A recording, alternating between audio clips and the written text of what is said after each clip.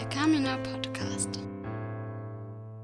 Hallo und herzlich willkommen zu unserem Podcast, Folge 6 mittlerweile. Ich bin hier mit Matthew Fleck. Ja. Dann stell dich doch mal kurz allen tausenden Hörern vor. Ja, also ich bin Matthew Fleck. Ich wohne auch in Heidelberg. Ich bin hier kurz eingezogen, also im August oder so. Ich bin in der Bundesstaat Virginia aufgewachsen. Also ich bin Amerikaner und Deutsch ist meine zweite Sprache.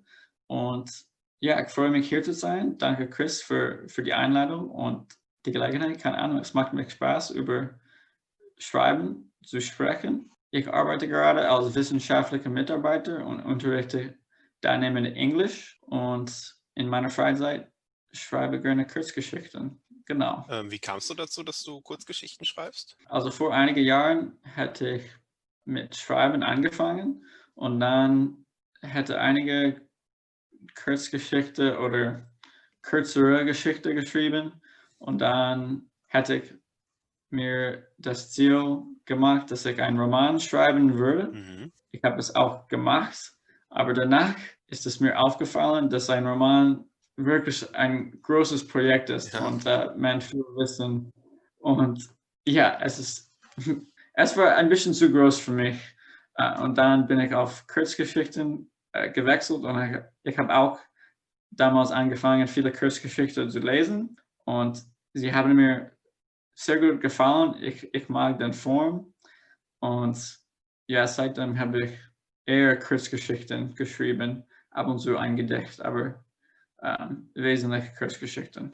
Die du jetzt gleich lesen wirst, hat 29 Seiten, zumindest wenn man sie in ihrer Komplettheit liest, was du jetzt nicht komplett vorlesen wirst. Sind die alle so kurz, in Anführungszeichen, 29 Seiten? Ist kein Roman, aber es ist jetzt nicht ultra kurz. Ja, das stimmt. Also diese Geschichte ist etwas länger geworden, obwohl das nicht der Plan war vielleicht. Also Kurzgeschichten, ja. Also unter 10.000 Wörter, Texten so unter 10.000 Wörter. Und du schreibst immer auf Englisch, richtig? Ja, also ich schreibe zumeist auf Englisch, immer noch. Ich habe schon mal auf Deutsch probiert. Mir gefällt die Sprache ganz gerne. Ich glaube, dass man kann viel mit Deutsch. Also man kann sehr genau etwas beschreiben, Gefühle, Orte, alles wirklich. Und auch die Sprache, also man kann die Wörter kombinieren und auch diese Adjektiven als Phrasen verwenden. Und man kann wirklich mit der Sprache spielen und das macht mir auch Spaß. Ich glaube aber, dass ich noch ein Stück mich ausbilden will, bevor ich etwas ernst auf Deutsch schreibe. Also gehst du da auch immer so logisch ran? Man muss erst, die natürlich Sprache lernen und dann kann man mehr in der Sprache schreiben. Man muss erst kürzere Texte schreiben, dann kann man was Langes schreiben, wie ein Roman. Ja, vielleicht. Ich hätte den Gedanken nicht gehabt, aber das stimmt. Mehrmals ist das Wort beherrschen in Bezug auf Deutsch mir eingefallen. Also das war mein Ziel, ist immer noch mein Ziel, Deutsch zu beherrschen. Aber jetzt, dass ich, keine Ahnung, Deutsch ein bisschen gelernt und geübt habe, erkenne ich oder weiß ich ein bisschen mehr, wie schwierig es ist, eine Sprache zu beherrschen. Also ich würde auch nicht sagen, dass ich Englisch beherrsche, ehrlich gesagt. Okay. Du hast ja Maschinenbau studiert.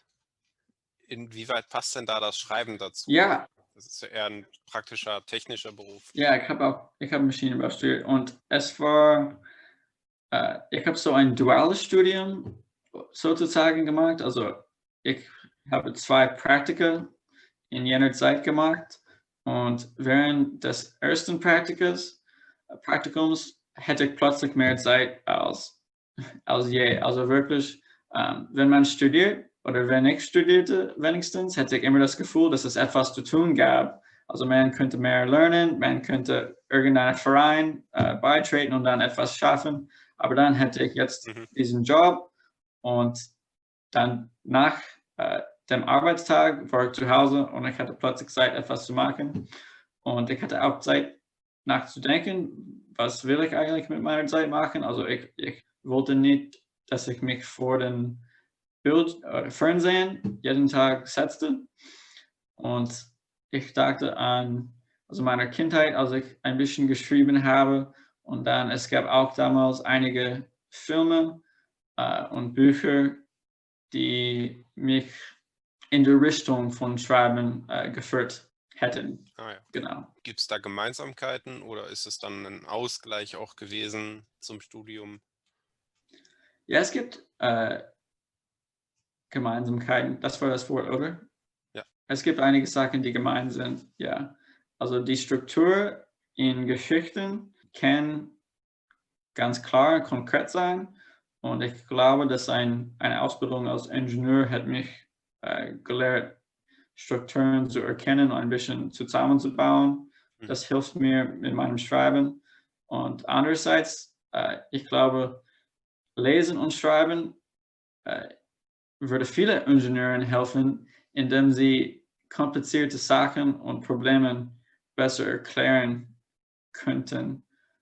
So auch habe ich bemerkt, dass manchmal wissenschaftliche Texte ein bisschen schwierig zu lesen sind oder die Sprache oder die Art des Schreibens hin und her ist und also es könnte knapper sein, unklarer, ja.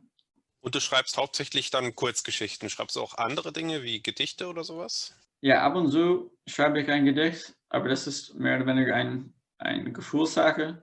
Also wenn ich mit Gefühlen überfordert fühle, dann kann ich mein Notizbuch oder fahre ich irgendwo hin mit meinem Notizbuch, wenn es warm wäre und setze mich auf die Wiese oder irgendwas und dann schreibe ich ein Gedicht, um das Gas ein bisschen abzubrennen. Ja. Okay, schöner Vergleich.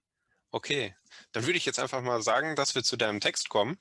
Du hast uns jetzt den zweiten Teil von einer längeren Kurzgeschichte mitgebracht. Okay, ich fange mal an. Okay, die Geschichte heißt Brute Romans und jetzt lese ich den zweiten Teil vor. Und zwar Cherry, der Hauptcharakter, ist gerade von einem amerikanischen Fußballspiel zu dem Rettungsschwimmerbüro bei einem Schwimmbad gekommen. Und dort fängt der zweite Teil an. Genau. Und es ist auf Englisch. Mrs. LaGrange reappeared in the window to the lifeguard office and raised her tennis visor. Is she coming? She's coming, Anna said. How long did she say, Bud? 20 minutes, Cherry said. 20 minutes, good deal. Thank you, Anna. She fixed the visor low on her forehead. Lennon, I'll be under the pavilion, okay? Okay. Mrs. LaGrange disappeared again. Cherry slumped in the first aid chair, which was just a rolling chair with a cross duct taped to the seat back and markered red. You guys are so lucky she's a good one, Anna whispered. Imagine if it were Jeff's mom. Good God. I don't know how some parents get like that. It's football. What do they expect? I don't know. Cherry watched Anna as she rummaged through the first aid kit she had opened on the room's old sofa. The afternoon sun, washing through the window, illuminated the dust floating around her and lit the brown tint in her dark hair. She looked older than a rising junior. Aha! She smiled and presented a box of Band-Aids, then took two out and came over to Cherry. Okay, back to work. She peeled the plastic from a bandage and arranged it over the ointment she had already applied to his chin. He closed his eyes as she pressed it down and smoothed the creases. I guess it's tough, she said, with all the long-term stuff they know now. I don't know what I'd do. If I had a kid, I mean. I just don't want to get in trouble again. Why weren't you out there faster? He could have died. Jeff's mom said that? No, I'm being mean now. She smoothed the second bandage on his nose. There. Feel better? Cherry nodded. It looks worse than it is. She patted him on the shoulder. Just some scrapes. But stay out of the pool for a day, all right? I'm working tomorrow, so I'll know. Cherry ran a finger along the bandage on the bridge of his nose. Tough man, Cherry reddened. Should I go through the... He pointed towards the men's room. I think it's all right to go through the office, just for today. She winked. Executive decision. Anna put on her wayfarers, then motioned for him to follow her. He walked slowly through the office's trio of musty, forbidden-to-kids rooms, taking in the kickboards, broken lane lines, and jugs of chemicals. When they came to the other end, Anna moved aside to let him step through the door to the pool deck. So, are we good? Cherry nodded. Thank you. Anna looked over him at the diving board for a moment, then lifted her sunglasses and held them above her brow. I don't want to overstep anything, Cherry. I just put on the Band-Aids. But, well, I didn't know what I was doing in middle school. It sucked. I mean, it's not so bad. You'll be fine. But it's different. It's just, people can go weird ways. And you meet new people who are nicer, maybe, or more like you. So maybe you want to stay open to that. She looked at him. Does that make any sense? Cherry looked at his feet. I know. You know your peeps. Just remember that you're a cool kid, Cherry, okay? She put out her knuckles. Cherry gave a faint smile and bumped them, and she walked back through the office. He turned and exhaled. Luckily, the pool was relatively peaceful for a July afternoon. He spied Jeff and the other non-tacklers in the pool's tree-shaded back corner, not far from the table he, Marcel, Sam, and Damien had occupied before leaving for the fields. Jeff and them were probably playing Fortnite and cursing each other in hushed voices. Cherry was glad Mrs. LaGrange had already brought his bag and towel to the pavilion, which was on the near side of the pool. He patted the plastic on his chin and meandered over. So they're still out there playing, huh? Mrs. LaGrange said as he approached. She was sitting at one of the picnic tables, tipping her thumbs on her phone. And not even my own son had the decency to walk you back. We were in the middle of a game. I see. She laid her phone face down on the table's worn wood, took off the visor crowning her blonde hair, and retied the middle of the 3 evenly spaced hair bands constricting her ponytail. She scratched her forehead with a pinky and tapped the bench for Cherry to sit. Lennon, she said, you know that Rose, your mom and I have different views on this. What do you expect me to tell her when she comes? How do you suggest that I explain this? She gestured at his face, chest, then knees. I'm supposed to be watching you all. It was an accident. We were playing touch, right. It's not nice to lie, Lennon. Let's forget you tried. This is a little too cut up for a touch accident. So, here's what we're going to do. You're going to tell your mother you were playing tackle, and the 2 of you can figure out the consequences. I don't want to have anything to do with it. Cherry bowed his head. I can't keep an eye on all of you all the time, Lennon. I can't. And I'm not going to keep you locked in a basement playing video games. I don't want to do that. But have some sense. Use that good head of yours, right? Right, Lennon? Okay, he mumbled. He was examining the initials carved into the tabletop. Mrs. LaGrange tousled his hair, then picked out and flicked away several crumbs of dirt. They were quiet.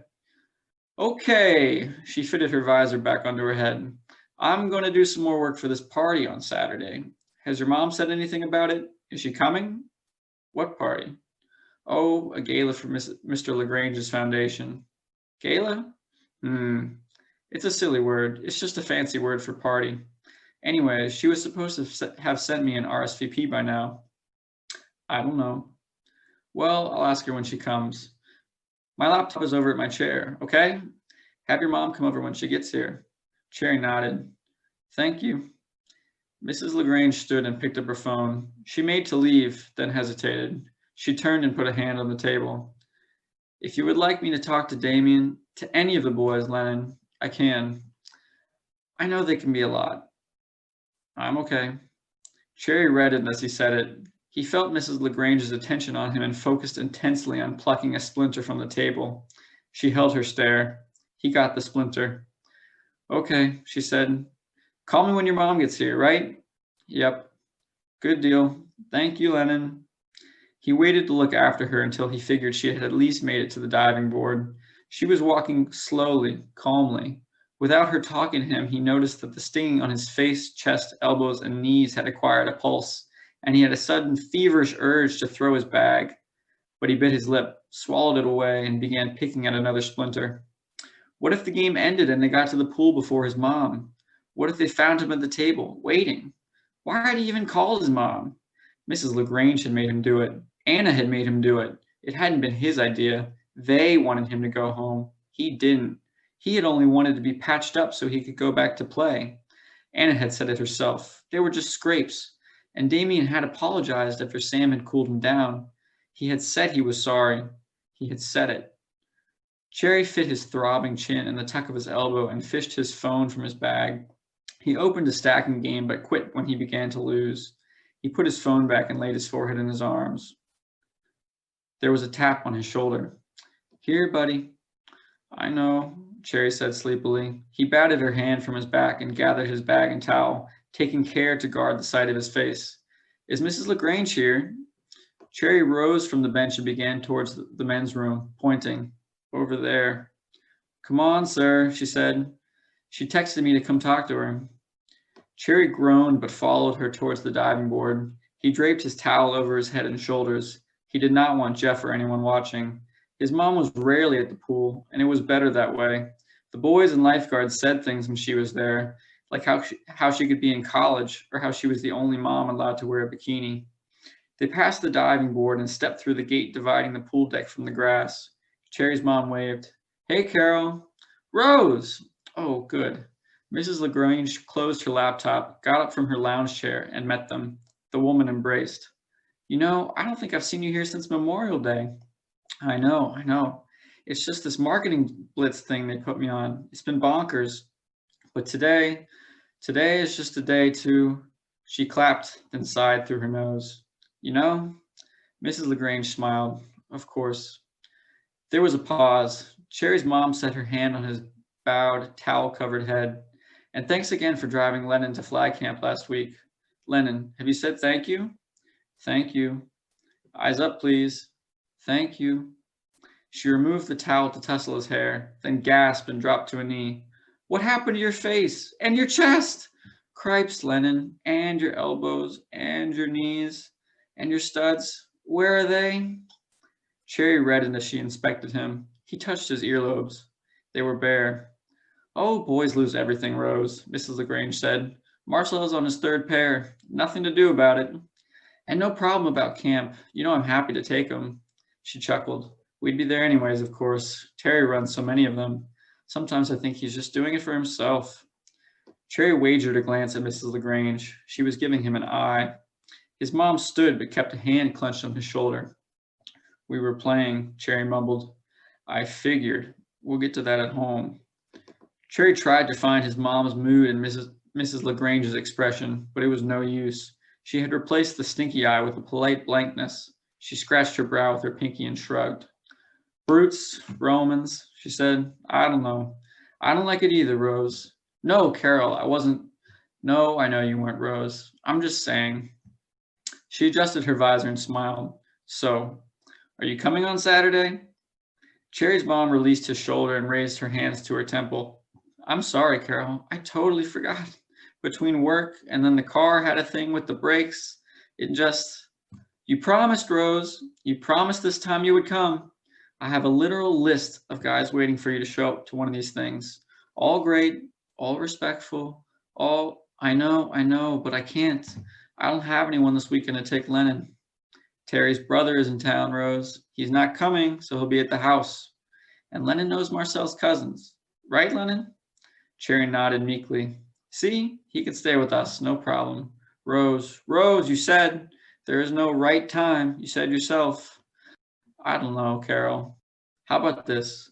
Go home, have your chill out day, have a glass with dinner, and then call me after, all right? I'm doing some final organizing stuff now, and I'll keep you in a second head on the list. No stress. No stress? No stress. Hey, come here. Cherry watched with a pinched face as the woman embraced again and caught himself from reaching for his mom's shorts. After the woman separated, she rubbed her palms in her eyes and smiled. She seemed off. I'm getting a call from you later then, right? Mrs. LaGrange said. A call or something. Mrs. LaGrange chuckled. Good deal. Until then. Bye, Lennon. Bye.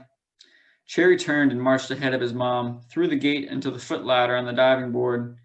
He halted there and looked back. His mom was far behind. He made a face, but she didn't see it. She was looking at her hands and only glanced up when she reached him. They walked slowly together towards the lifeguard office, and when Cherry was about to split for the men's room, she stopped. Can you wait in the car a minute? She said. I want to talk to Mrs. LaGrange about something else real quick. Mom. Just for a minute, Lennon. Here. She took the ring of a dozen keys from her purse and held them out. I'll be there in a minute. The metal jingled as Cherry took the keys. His mom smiled faintly at him and headed back around the pool. She had something in her stride this time. He didn't know what. He watched until she reached Mrs. LaGrange again, who beamed and laughed upon her arrival, and then went into the locker room. On the other side, he paused outside the doorway. A man, woman, and 2 boys around his age were approaching the front desk from their car. The man looked at Cherry and gestured to the window. Are you? Cherry shook his head. Thanks. He turned and leaned an elbow on the counter. We called about the trial afternoon? Oh, sure. It was Anna's voice. If I could just get you to fill this out. The 2 boys made brief eye contact with Cherry as he slipped past them into the parking lot. He hopped from one bare foot to the other across the asphalt, unlocked his mom's old red RAV4, and climbed into shotgun. He turned and peered through the rear window at the pool's wraparound gate, although he knew the honeysuckle was too dense for him to see anything. Maybe his mom and Mrs. LaGrange were talking about scrapes, or football generally. Mrs. LaGrange had helped him in his shotgun privilege despite his height. He was sure of it. Maybe she would help him win the tackle argument, too. He turned back around and buckled himself in. He waited. He stared intently out his window at the overgrown weeds and bushes lining the parking lot. But when the whistle for Adult Swim snuck muffled through the glass, he caved and looked through the driver's side window at the park.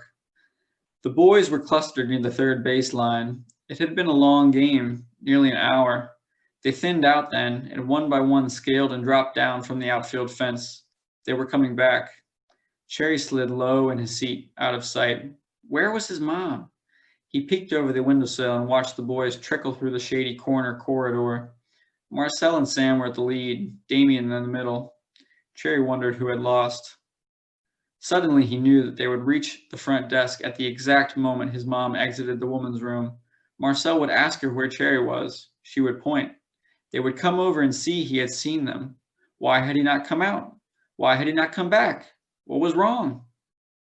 He held his breath while the boys filed into the men's room, but the moment passed, and a safe amount of time later his mom appeared, alone. She walked briskly, tried a kind of skip, then paused, smoothed out her baggy frock shirt, and fixed her long, sandy hair into a bun. When she arrived, she smiled through the window at him and began to search her purse. Cherry dropped the keys on her seat and hit the horn. She jumped, then opened the door and slapped him lightly on the arm. What the heck, man? He turned to face his window. Ready? She said. He shrugged. The car sputtered into its sickly hum, and they rumbled back, through and out of the pothole-filled lot. In his window's reflection, Cherry examined his mom's face. She was biting her lip, but a smile was bleeding through. How would you feel about a sleepover this weekend? She said. Why? Well, like Mrs. LaGrange said, she's got that thing on Saturday and was nice enough to invite me. I thought you weren't going. I thought I wasn't either, but Terry, Mr. LaGrange's brother, will be at Marcel's. You can stay there, and then I can get you Sunday morning, after the party. She said she'd ask Marcel to invite Damien, too. I don't want to, Cherry said. What? You've had a million sleepovers at Marcel's. No, I haven't. Okay, then, stinker. Still, how about one this weekend? Cherry was quiet. He closed his eyes and felt the throbbing on his chin and nose. Lennon, please give me some help here. You never go to parties. I know, that's the thing. I want to go to this one. Cherry winked open an eye and checked his mom's face in the window again. She was still biting her lip, but the smile was gone. He clenched his eyes and focused on the car's turns and the texture of the road. They rolled out from the big lawn neighborhood in which the park and pool were tucked and came onto the noisier main street that passed O'Connor. They went up and down its hill and right at the light, right again shortly after, then thumped over the oversized speed bump at the entrance to their apartment complex. They thumped over the second speed bump and the third, and as his mom pulled into a parking spot, Cherry felt a chill from their building's eclipse of the sinking sun. His mom sighed. Lennon, she said, maybe you don't feel like sleeping over at Marcel's this weekend. Okay, I believe you. But this is me asking you to help me out by doing it anyway. Can you look at me, please? Up, please. Like a person. Thank you. Okay. This is me asking you for a favor. Can you do me this favor? Cherry swallowed. Why? Because, Lennon, I don't know. I want the thing. Is it not okay for me to want the thing? I want to go to this party, And you can help me out. I help you out when you want the thing. We can help each other. Like a team, see? She leaned her forehead on the steering wheel. There had been unmistakable fatigue in her last question, and now Cherry bit his lip. He couldn't understand the feeling clouding his throat. It wasn't quite anger, or dislike, or impatience. He didn't know. He felt a big black-red something, and she was there. She was doing it. So, are we good? You'll go? Cherry thrust the door open, jumped to the curb, and snatched his bag off the seat. He glared at his mom. He felt twisted like a wet towel, and the word came out in a voice not his own. No! He slammed the door and moved as fast as he could without running into the inner stairwell of the building.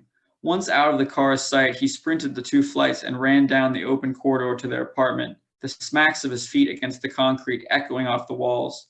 He threw his duffel bag against the panel siding beside their door and paced back and forth. He'd forgotten she had the keys. Then he rushed to his bag and rummaged through it until he found his phone. He breathed. He hadn't broken it. He sat cross-legged and turned it on, but his eyes were too blurry for him to see. He rocked slightly from side to side and swiped his thumb left, right, up, and down repeatedly over the home screen. After an interminable wait, his mom's loose bun of hair appeared in the stairwell. Cherry kept his eyes on his phone, holding his head down as she rounded the corner at the railing and began toward him. She stopped in front of him. He held out a minute more, but finally the gravity of her silence made him look. She had pressed her back against their door, and she slid down it now to the bristly welcome mat stamped with the phrase, "Love lives here." She was staring at her hands. "Until we get to the bottom of this," she said, "we're not going inside." "I don't know what else to do. Forget the party. Of course I don't have to go to any party. But this can't just be about that. Something's been up with you this summer, Lennon. I don't know what. I don't know if this is just what phones do to kids, or if it's something I did that I don't know about, or if this is what happens to all of you at 13. I don't know. You won't tell me. How am I supposed to know if you don't talk to me? I can't. I can't read your mind, Lennon. But this is not okay. I talk to you. No, you don't. You lie, you shout at me, you run away and hide in your room. Then you come out and think everything will be fine because I don't know why." She turned to him. She was crying. "We were friends. It feels like 6 weeks ago we were friends. Is there a reason? Do you have something to say?" Cherry's eyes were opaque. His mouth hung open. This was not supposed to happen. This was a cliff crumbling into the sea, a mountain snapping in the wind. He didn't know if he was still holding his phone or not, if he was standing or not. He felt only the streaming on his cheeks and the salt stinging the scrapes on his chin. And then he was against the wall and his mom was there, holding him, running her hand through his hair and telling him it was okay. He was okay. It would be okay. Okay, super. Dankeschön. Das war etwas anstrengend. Puh, ich war wirklich tief drin. Ja, das ist ja auch kein kurzer Text. Wunderbar. Brute's Romance. Als ich den Titel gelesen habe, habe ich erst gedacht, Brute's Romance, also da ist irgendjemand mächtig und nutzt seine Stellung aus, indem er brutal ist.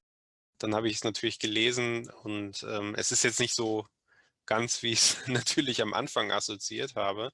Es ist ja mehr so, ja, Teenager sein. Also das Denken und Leben von Teenagern. Ja, also eigentlich, ich vergesse, wie der Titel mir eingefallen ist. Aber auf jeden Fall, ich glaube, dass das Bild oder der Vergleich stimmt. Also die Welt von Teenagers habe ich mir selber kompliziert, verwirrend, beängstigend und ein bisschen schrecklich gefunden. Und ich würde eigentlich sagen, dass meine Kindheit ganz gut war. Ich hatte eine sichere, bevorteilte Kindheit. Ich kann mich nicht wirklich beschweren. Trotzdem war es wirklich schwierig. Ich habe die Zeit wirklich kompliziert und verwirrend gefunden. Und in dieser Geschichte geht es wesentlich darum, dass der Hauptcharakter Cherry und seine Freunde sind inmitten eines Wandels. Also sie haben mehr oder weniger ihre Grundschule abgeschlossen und jetzt gehen sie in, was in den USA Middle School genannt wird.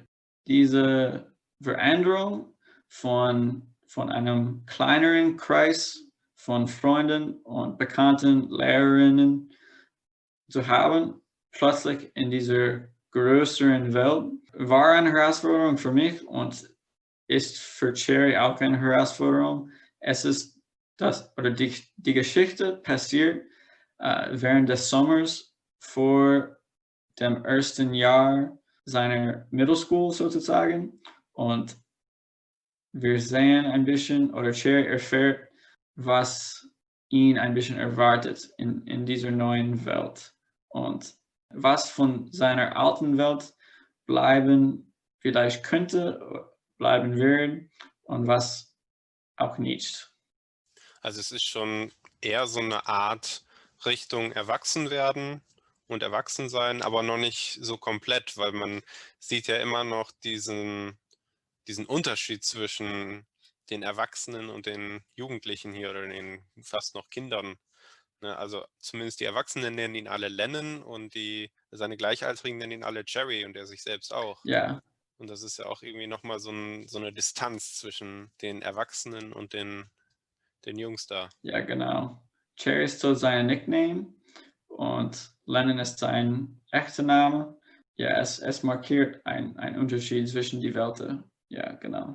Das kommt auch immer wieder so durch Kleinigkeiten raus, dass ihn die anderen Kinder da kurz angucken, als da eine Familie kommt, dass er sehr genervt ist von seiner Mutter und dass sie dann nochmal zurück muss und so weiter und dass sie eigentlich gar keinen Kontakt haben soll zu den anderen. Ja, ich habe auch den ersten Teil gelesen, da ist auch die Beziehung zwischen den Jungs, das ist so ganz typisch erzählt, also nicht ganz typisch erzählt, sondern ganz realistisch erzählt, wie typische Jungs so in dem Alter halt miteinander reden. Das kennt man auch teilweise mag man gar nicht meinen, aber Stephen King zum Beispiel schreibt ja nicht nur Horror, sondern auch sehr viel über so Teenager oder 9, 10, 11, 12, 13-Jährige und die reden genauso in seinen Büchern. Also das hat ja so ein Coming-of-Age-Ding, das finde ich ja sowieso ganz persönlich immer super, weil ich ja Ähnliches auch schreibe. Und darüber hinaus beschreibst du dann auch noch Sachen sehr genau, sehr detailliert.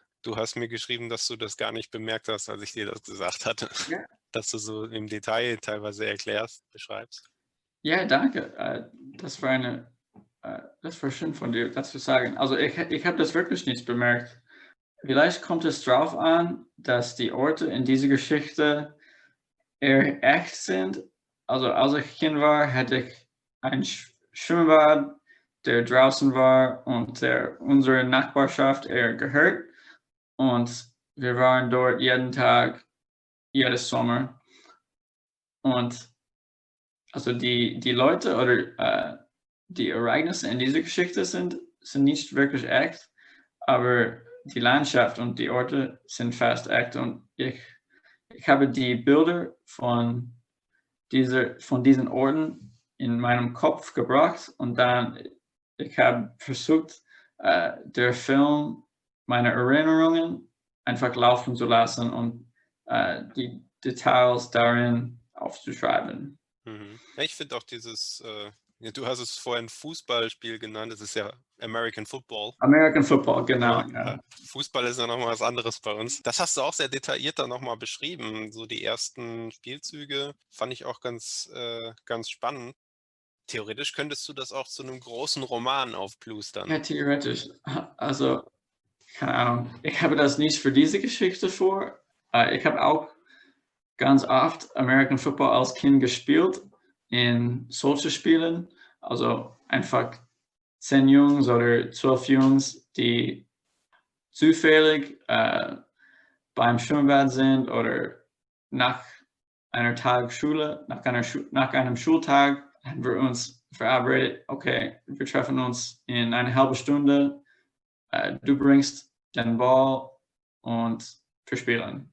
Mhm. Also die Spiele würden eigentlich eher ernst genommen, obwohl es um nichts geht. Ja, obwohl es um nichts geht, obwohl es keine Bedeutung wirklich hat oder die Ergebnisse macht nichts.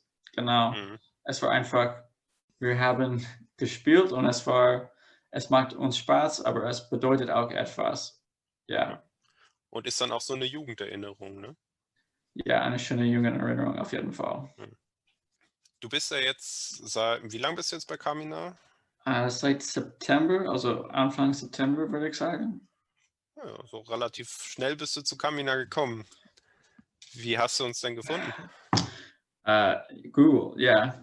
Also ich wusste, also ich schreibe ganz, ganz gern und jetzt in dieser Zeit oder in Deutschland habe ich eher mehr Zeit zu schreiben und ich wollte eine Gruppe von Menschen finden, die auch dafür interessieren und Mhm. es wurde so, dass ich Kritik bekommen könnte und auch Kritik üben könnte und auch andere Autoren und Autorinnen und Dichter und Dichterinnen in der Gegend kennenlernen könnte. Also dieser künstlerische Austausch finde ich ganz spannend und es macht mir auch viel Mhm. Spaß, genau. Du hast ja das letztes Mal auch vorgelesen. Wie war da so das Feedback? Ja, also ich hatte den zweiten Teil dieser Geschichte beim letzten Kamina-Treffen vorgelesen. Es war auch, also ich war ein bisschen gestresst, den Text vorzulesen und danach war ich wirklich erschöpft. Aber den Feedback war unterstützend, fand ich. Also ich habe eher offen gesagt, ich suche jetzt Kritik, also was ist mit der Geschichte, was könnte besser mit der Geschichte sein, was könnte ich verbessern. Und Mhm. zum Beispiel, es wurde mir gesagt, am Anfang des zweiten Teils könnte man den Raum klar machen. Also wo ist Cherry, sodass wir diesen Sinn von Platz bekommen. Das fand ich ein guter Tipp. Also dieser Entwurf ist immer noch der zweite. Also ich möchte es noch bearbeiten und so einen Tipp bringe ich mit zunächst einmal ich den Mhm. Text bearbeite. Genau. Ist natürlich auch bei Kamina so, dass man klar Kurzgeschichten vorlesen kann, aber gerne mal eine Überwindung, ne? Weil die Gedichte werden meistens so in 2, 3 Minuten vorgelesen. Eine Kurzgeschichte habe ich auch schon gemacht, dauert halt manchmal 10 bis 20 Minuten, aber in der Regel wird das auch immer ganz gut angenommen dort. Ja, auf jeden Fall. Ich hätte mich auch ein bisschen verzögert, weil ich weiß, dass die Geschichte eher lang ist und viel Zeit brauchen würde. Und ich schätze ja den Geduld des Publikums auf jeden Fall. Mhm.